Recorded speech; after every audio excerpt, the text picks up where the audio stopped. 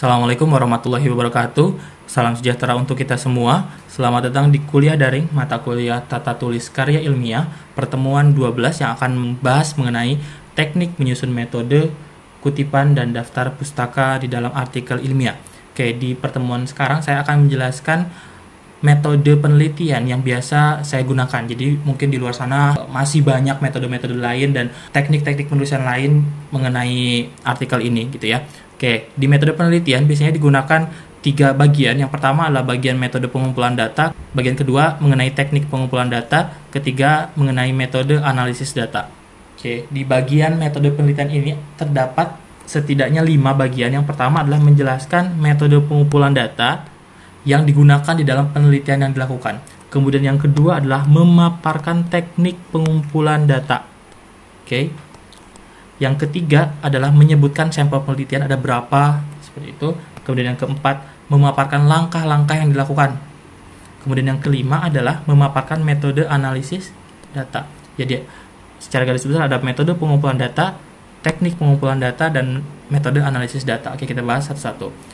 Oke, di sini ada metode pengumpulan data, merupakan alat atau model yang digunakan di dalam penelitian atau untuk mengumpulkan, mengelola, dan menganalisis data. Di sini setidaknya terdapat 6, tapi biasa yang saya gunakan hanya 4 ini ya. Karena yang metode kualitatif itu berkaitan dengan penelitian kualitas atau yang tidak bisa dikuantifikasi. Kalau kuantitatif adalah penelitian yang berkaitan dengan data yang bisa dikuantifikasikan, penggunaan statistik di dalamnya gitu ya. Nah, ada peneliti lain yang menyebutkan kedua metode ini berbeda dengan metode-metode yang di atas. Tapi menurut saya bahwa penelitian lapangan ini bisa juga dilakukan berdasarkan penelitian kualitatif ataupun kuantitatif seperti itu ya. Oke, yang metode pertama yaitu metode penelitian lapang, yaitu dilakukan dengan mengambil data-data kondisi di lapangan seperti itu. Kemudian yang kedua, metode penelitian pustaka, kalian mencari sumber pustaka kemudian kalian kaji. Kemudian yang ketiga, metode campuran antara lapangan dan pustaka. Yang keempat adalah eksperimental ya, eksperimental, percobaan di sini. Nah, di penelitian kalian sekarang ini kan banyak terdiri dari 2 sih saya bedakan. Yang pertama adalah penelitian pustaka dan penelitian lapangan. Nah, penelitian lapangan ini berupa wawancara seperti kalian gitu kan. Kemudian wawancaranya kalian bisa dilakukan menjadi 2 penelitian lain gitu ya. Maksudnya penelitian lapangan bisa secara kualitatif ataupun kuantitatif gitu. Kalau kualitatif kalian melihat contohnya persepsi mahasiswa, bagaimana pandangan mahasiswa, bagaimana pandangan seseorang terhadap A dan lain sebagainya. Kalau kuantitatif, data yang kalian tanyakan itu bisa dikuantifikasikan. Contohnya berapa harga sewa kendaraan di Lampung, itu kan bisa ada kuantifikasi rata-rata harga sewa kendaraan sekian. Nah, itu yang disebut dengan penelitian kuantitatif, tapi basicnya bisa dilakukan secara lapangan seperti itu.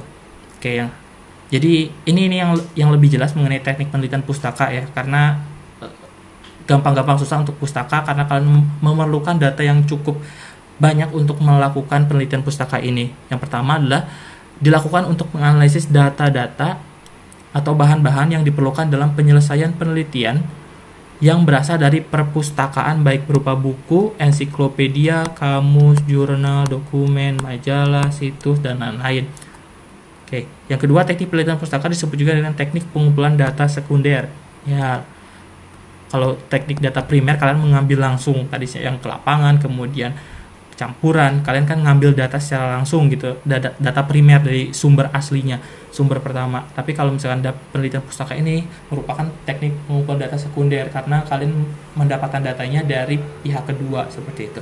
Kemudian data sekunder umumnya bukti, kemudian catatan, laporan, kritik tentang suatu permasalahan baik yang dipublikasikan maupun yang tidak gitu ya. Jadi penelitian pustaka ini menitik beratkan kepada data sekunder yang digunakan. Oke, masuk ke teknik penelitian ya. Di sini teknik penelitian adalah tata cara, prosedur, atau tahapan-tahapan penerapan sebuah metode penelitian. Terdapat setidaknya 3 jenis. Yang pertama adalah teknik pengumpulan data wawancara. Nah, si wawancara ini bisa dilakukan dengan media ya, bisa tanpa media secara langsung itu mendatangi narasumber atau melalui telepon dan email. Kemudian yang kedua, teknik pengumpulan data dengan angket atau kuesioner. Nah, ini yang biasa dilakukan ya, menggunakan Google Form. Kemudian yang ketiga, teknik pengumpulan data observasi, terlibat atau tidak terlibat. Ya, jadi kalian kalau observasi ini turun ke lapangan, melihat bagaimana sih kondisi sebenarnya di lapangan, seperti itu ya. Yang kalian lakukan adalah, yang kebanyakan mahasiswa dilakukan adalah yang kedua ini ya. Teknik penelitian dengan angket atau kuesioner menggunakan Google Form. Oke. Sub-sub yang ketiga mengenai metode analisis data, yaitu tata cara, prosedur atau tahapan-tahapan untuk menganalisis data ya. Nah, ini berkaitan dengan tadi juga. Tadi kan metode umum ya, pengumpulan data. Kemudian sekarang untuk bagaimana sih cara menganalisis datanya? Yang pertama adalah kalian bisa menggunakan deskriptif ya. Saya tekankan karena masih di TPB, kalian menggunakan metode teknik analisis datanya, yaitu deskriptif ya, pendeskriptifan saja gitu, dideskripsikan tanpa menggunakan perhitungan yang rumit dan lain sebagainya. Nah, terbagi menjadi dua, bisa kualitatif, bisa kuantitatif. Ya, jadi ketika kalian membuat sub-sub metode analisis data, kalian menyebutkan bahwa data dianalisis menggunakan metode deskriptif kualitatif. Ya, kalau misalkan penelitiannya berupa persepsi itu. Kemudian kalau ada penjumlahan sedikit menggunakan tambah bagi kurang dan sebagainya, metode analisis data menggunakan metode deskriptif kuantitatif karena ada perhitungan di dalamnya, seperti itu. Oke, itu cara menyusun metode penelitian di bab metode penelitian gitu ya. Oke, kita lanjut ke cara membuat kutipan dan daftar pustaka. Oke, yang pertama membuat kutipan. Jadi di sini setidaknya ada 3 jenis kutipan. Yang pertama adalah kutipan langsung yang tidak lebih dari 4 baris ya. Ini contohnya nih, 1, 2, 3, 4. Tidak lebih dari 4 baris ya. Ini kan 4 berarti maksimal. Oke, langsung diintegrasikan dengan teks ya. Kalau misalkan kutipan tidak lebih dari 4 baris, itu langsung digabung dengan teks. Ini kan teks yang dibuat oleh penulis sendiri. Kemudian ini adalah kutipannya gitu, karena tidak lebih dari 4 baris sehingga disatukan dengan teks. Kemudian jarak antar baris spasinya 1, yang ini ya, spasinya 1. Kemudian diapit dengan tanda kutip. Jangan lupa untuk menambahkan tanda kutip di sini. Ya, itu kutipan langsung yang tidak lebih dari 4 baris. Kemudian yang kedua, ada kutipan yang lebih dari 4 baris. Nah, ini dipisahkan dari teks ya. Jaraknya 2 sampai 2,5 spasi. Ini yang ini nih.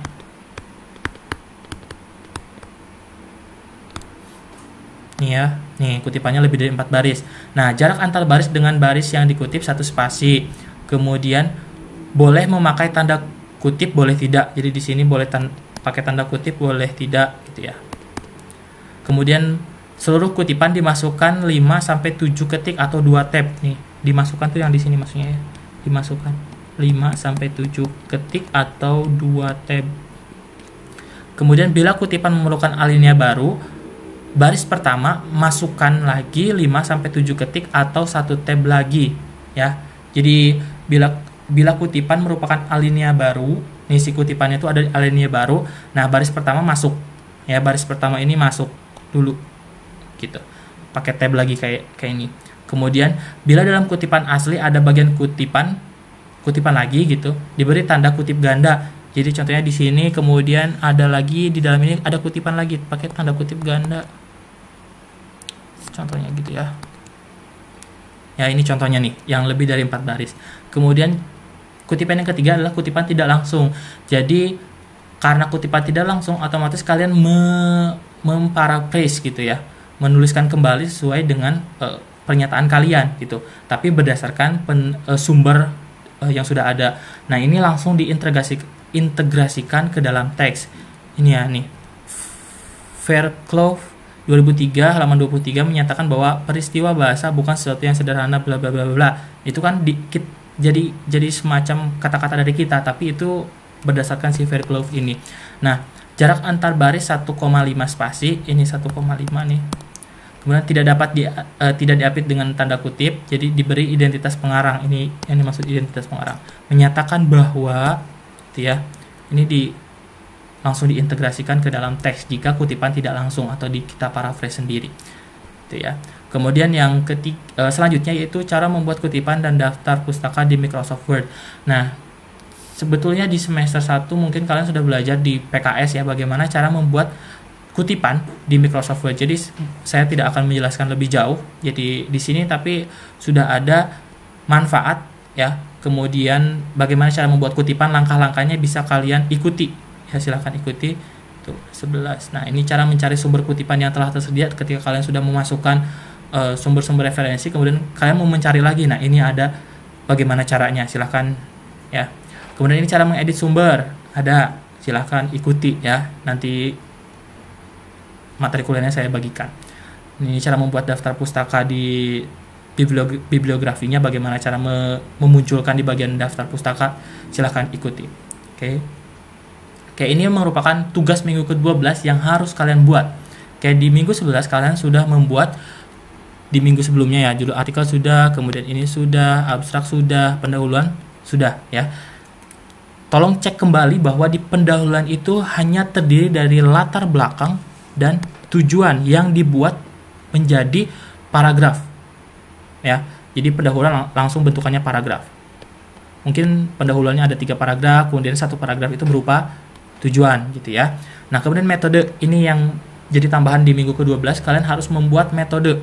Jadi yang saya tandai dengan kotak warna merah itu yang kalian harus ubah ya sesuai dengan penelitian kalian. Metode ini terdiri atas 3, ada metode pengumpulan data, ada metode teknik penelitian, ada yang terakhir adalah metode analisis data. Nah, ini tolong kalian ubah ya, sesuaikan dengan penelitian kalian. Tolong juga setelah saya berikan, kan saya sudah beri ya panduan. Ini kan lihat ya, di panduan itu udah rapi, rata kanan kiri, kemudian spasinya berapa, tolong ikuti. Ini masih banyak yang nggak dibuat rata kanan kiri, kemudian abstrak dibuat berparagraf-paragraf. Tolong dilihat gitu loh bagaimana panduannya ya. Kemudian yang terakhir, selain membuat metode, kalian juga membuat daftar pustaka.